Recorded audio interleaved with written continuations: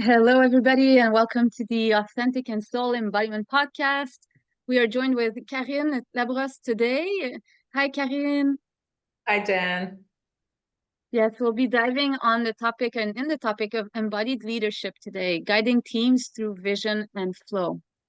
And as usual, we go in the mystery of what wants to be channeled through these discussions.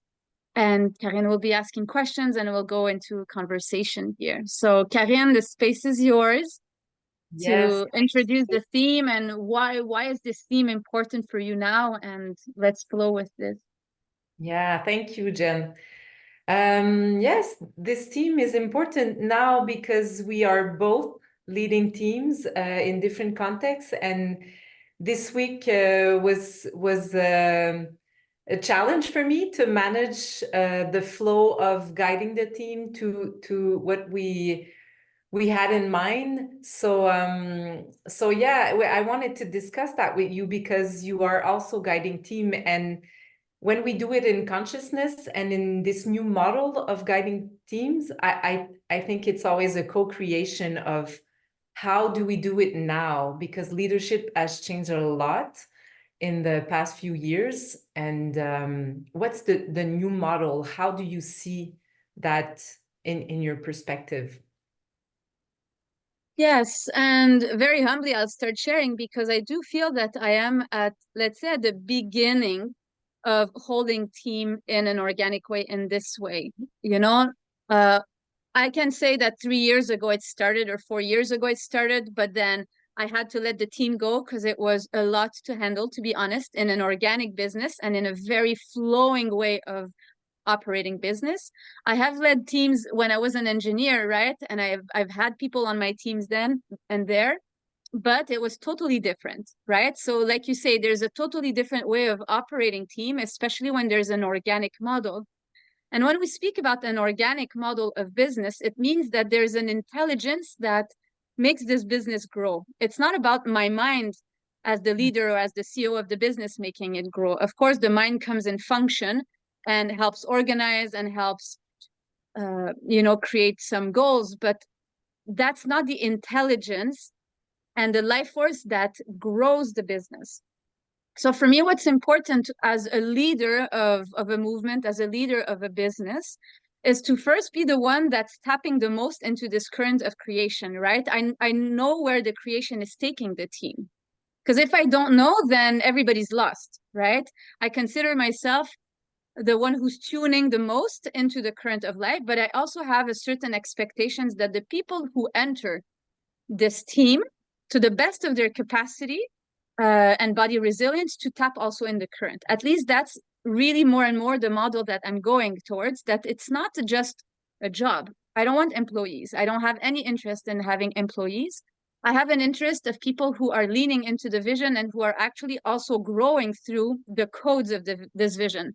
It's a movement. It's something that is here to transform people's lives. So obviously, everybody who enters this arena and this playground are transformed because it's the nature of this container, right? So first, this needs to be in the agreement, and it needs to be known that it's not a regular job with the same stability that a corporate job offers. And there's a lot to share, but if I keep on weaving with the mission of an organic business, it's important also to be flexible. As the CEO, as the leader, what I'm noticing the most is that people come in with different backgrounds. So I am selective, right, with people who enter the team, but also I'm flexible because some people come with a lot of skills.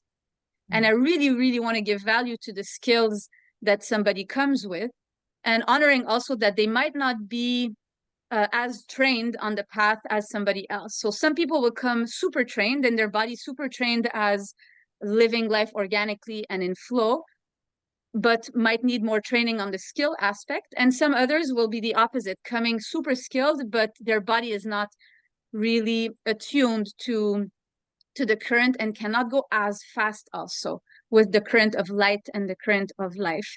So that's what I'm noticing lately in my business and in the organic in what's happening in my team. And what's required the most out of me is patience and trust, leaning in the vision, and also a really good balance of feminine and masculine leadership. So we speak a lot lately about feminine leadership, and it's beautiful. It's here to kind of balance out the masculine leadership that we have been immersed in our whole life. So there's this whole feminine rising, feminine leadership coming to the surface. It's been a few years already that it's there, and it might still take the lead, this whole feminine leadership movement. But at the end of the day, it's to balance the feminine and the masculine. It's the only way, I feel. And a team is also composed of different feminine and masculines, men and women, but also inner masculine and inner feminine. So it's like learning this tantric art of balancing the dance, like between the feminine and the masculine. But again, as the CEO and as the leader being positioned in this role, it's important to be the one that's the most attuned, right? It's the role. It's the role. So the feminine in leadership, or let's say with one team member, let's go with one team member, and the masculine will address things totally different than the masculine pole, right? The masculine will give the direction, it will challenge, it will come with a sharp voice saying, hey, this is where we are going, in a gentle, fierce, and strong way, but yet there's really a felt sense of direction, right? Yeah. There's not so much room for like all this like movement. And if you're listening to me on the podcast, it's kind of, I'm doing this wave movement with my hand right now, and there's not so much room for this. It's directive. But the feminine will listen to the needs, will really dive deeper into how can the person be happy in her position, and what is the best way that the potential of this person will come out. And I say feminine, but it's also the masculine that will direct the person in that right position. What else here? It's the feminine will want to pamper, more mothering, more nurturing, when the masculine will be more, get your stuff together and move. Let's get on with the program here, And what else? There's so much to share and little subtleties, but I want to go a bit general to not address one specific case, but more, like when something is not moving forward, we need communication. So things need to be addressed. And because we are working organically, it can trigger people a lot in their insecurities of like, where is this going? Because there's a lot of unknown. Am I safe in my gifts here? Am I being seen in my gifts here and acknowledged? And there's a lot of triggers because it's a current of life transforming people. So at the same time, especially if the person is not as trained on the path of transformation and soul embodiment, the triggers are going to create reactions that might say, hey, I'm just leaving, But yes, there is consciousness, but as a leader, we need to address this and not just let somebody just leave like this. We need to really hold that safe container where the person can express what needs are not being met. Where is this person going to thrive most? Where are her or his gifts going to expand more? Because again, leader of this movement, I want this movement to be growing the team members. And maybe I'm putting too much. Maybe I should just be actually a leader who's like, just come, do the job, get out. But I cannot, It's just, I'm not designed like this. For me, everything is about growth and thriving and pleasure and grounded expansion, right? With potential growing. So this is what comes right now. I'll give you back the mic because I'm taking many directions, but let's hear your voice on it, and we keep on weaving. Yeah. What I find really interesting while you were speaking, what came to mind was, I think that as a leader, also, it's our job to kind of guide people through being accountable, not in a task-led way. We're used in the workplace to be accountable for the tasks, for saying, oh, I did this, I did my checklist, da da da da. what I'm noticing is that in an organic business, you also have to learn to be accountable for who you are, yourself, your standards. So like from my perspective, the leadership is also about that, is also about saying, and you mentioned communication. Saying things is also required, and saying the what's also underneath, because sometimes we can address the symptoms or just say, oh, I've noticed this and this and that, but as a conscious leader, you also have to be able to address what's underneath and be able to sense that the symptom is not really the same thing as what's going on. I don't know, does it make sense to you? Do you also feel that that's kind of part of the guiding process?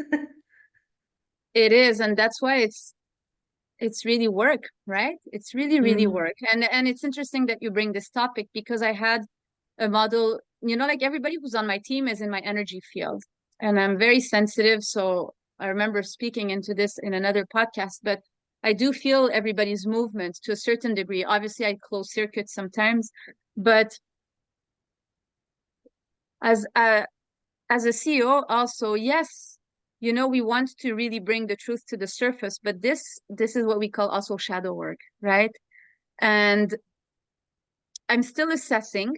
I'm still assessing how deep we go with team members, when team members are also here to help the business go faster, go more efficient, and really bring their leadership and initiative into the workspace.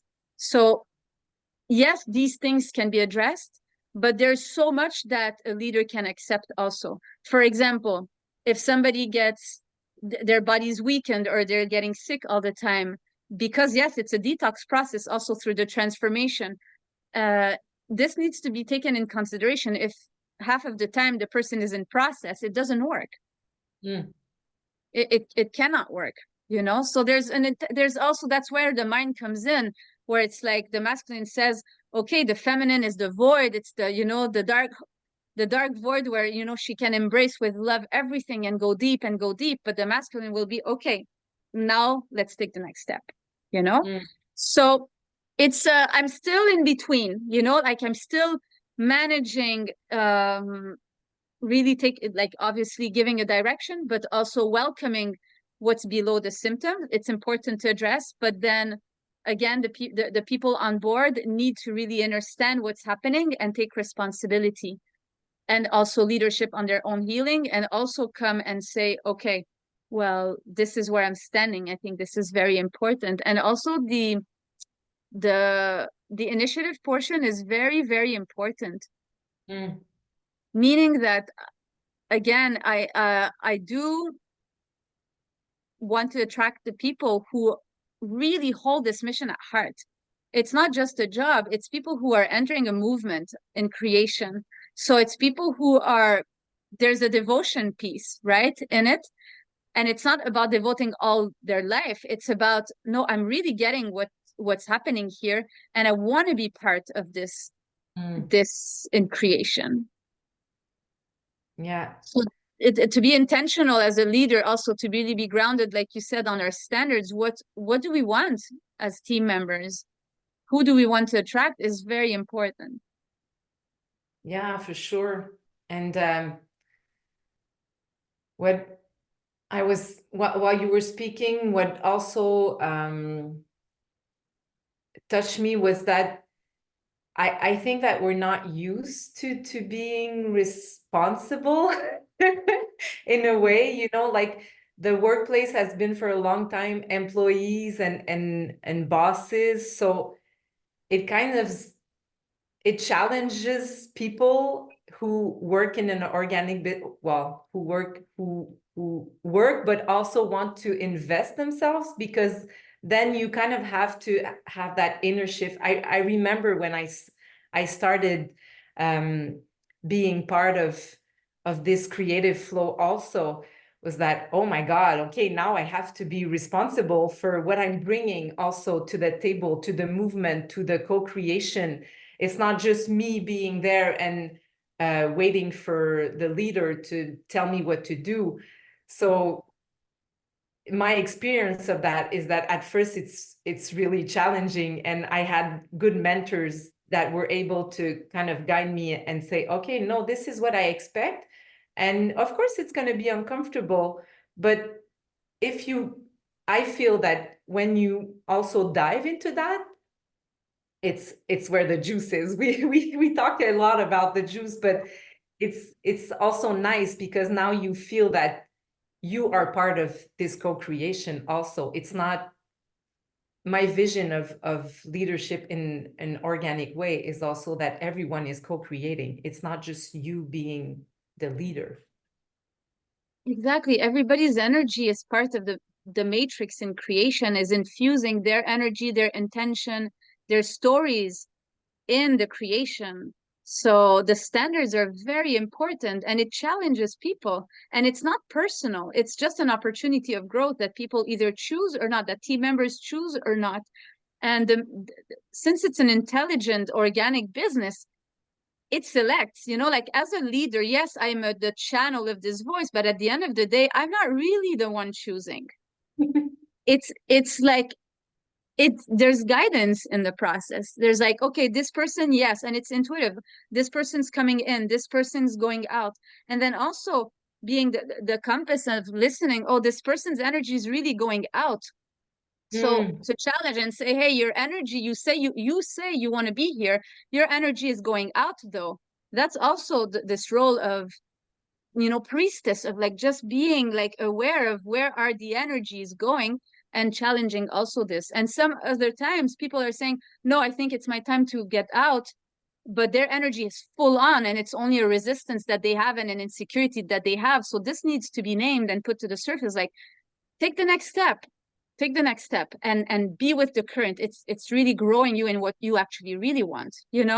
So it's this fine tuning, and that's why I insist so much on our body as an instrument. It's a technology that the more we are intimate with it, and we get to know it and how it responds and how it gives messages, the more we can operate like this organically, and the more we are comfortable in the unknown, especially in business when money is associated with business, because we are speaking leadership in a team.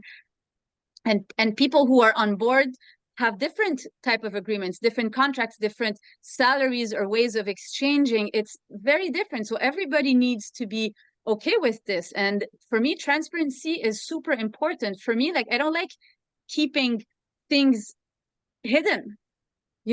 For me, my ideal is that everybody's on the same page of transparency.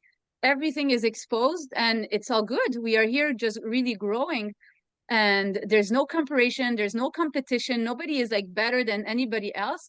It's just everybody's being chosen by this creation to be orchestrated in a movement. And I hold to the mystery with the feminine and the masculine, not being like flying high and not having a clue of what's happening. No, there's a ground here. And to trust that we are being somehow chosen by this mission, by this movement, by this team, and to lean into it.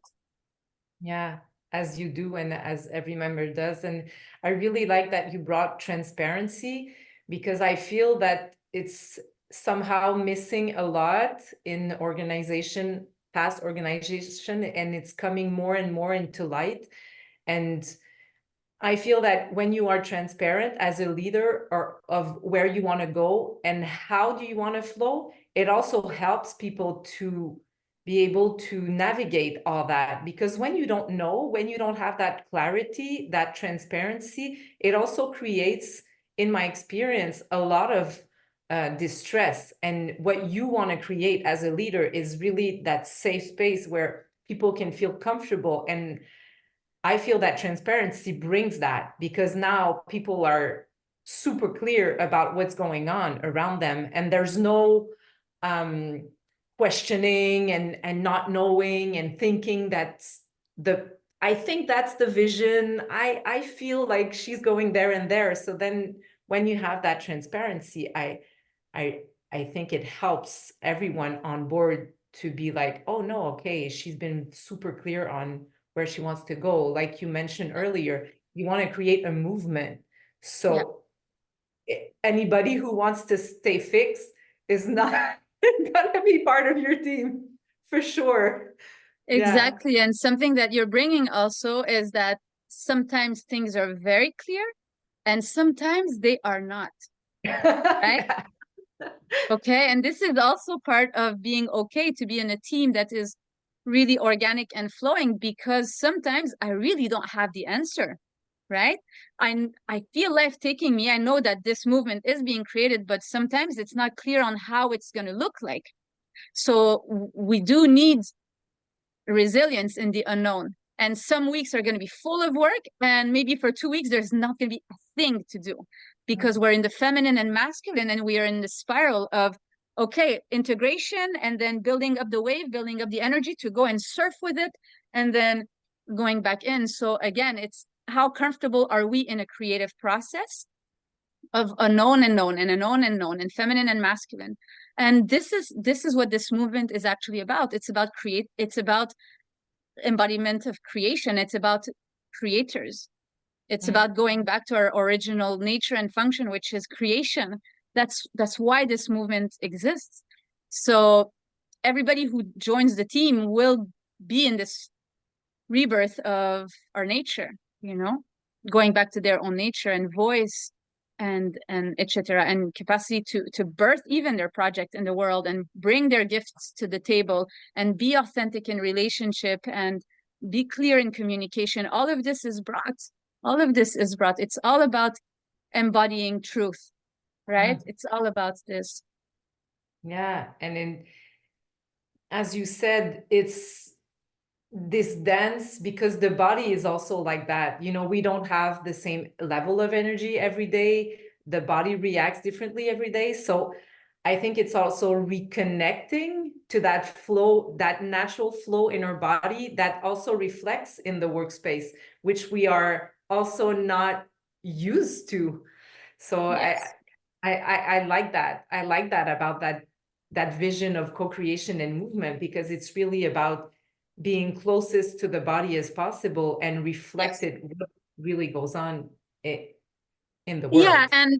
and also the flow piece, again, it's an ideal that we are talking into, because we can flow and be with the wisdom of our body, and sometimes our body is in their wound and in their resistance and in procrastination and is like the current is too strong, therefore I'm ejecting myself out. So again, it I feel everybody needs, I mean, at least in this movement, to be trained to a certain level, to have this deep consciousness or willingness, or else it does need a little bit more structure. It does need more like this is due then, and like it needs more of this. But the leaders of this movement, like it's important that they embody this attunement to their body instrument and attunement to, am I being in resistance right now, or am I really being in my truth, or what's really happening? Because it cannot also be projected only on the leader who's here and act as a space holder all the time. It could not work like this too. No, for sure. Everybody needs to do their work, have their personal like spiritual hygiene and clearing their energy, clearing their thoughts, fine-tuning their voice, bringing their gifts. And that's an ideal. There are some people on the team that are doing some admin work, and it's also okay, and it's not this big thing, but more and more it will be this, that's the quality of Yeah, embodiment. Not perfectionist, but the desire to embody more of this type of leadership. yeah, for sure. Do you want to say something else about that? Did you have anything else comes up? No, I think it's a topic that will just keep on growing. We Mm, don't often address this topic, so I appreciate that we brought this topic on board. And as said, it's all kind of still fresh, It's still yeah, fresh. I'm still like so much in the learning curve of team leading and all of this, and bringing team on board and in a movement. So I'm curious, and we'll speak more into it after, I'm sure. for sure, for sure. We'll see how it goes, this Yes. movement. Aho. Thank you, Karine. Thank you, everybody, for listening. And we'll see you soon on the next episode. Ciao. Blessed day to all. Bye.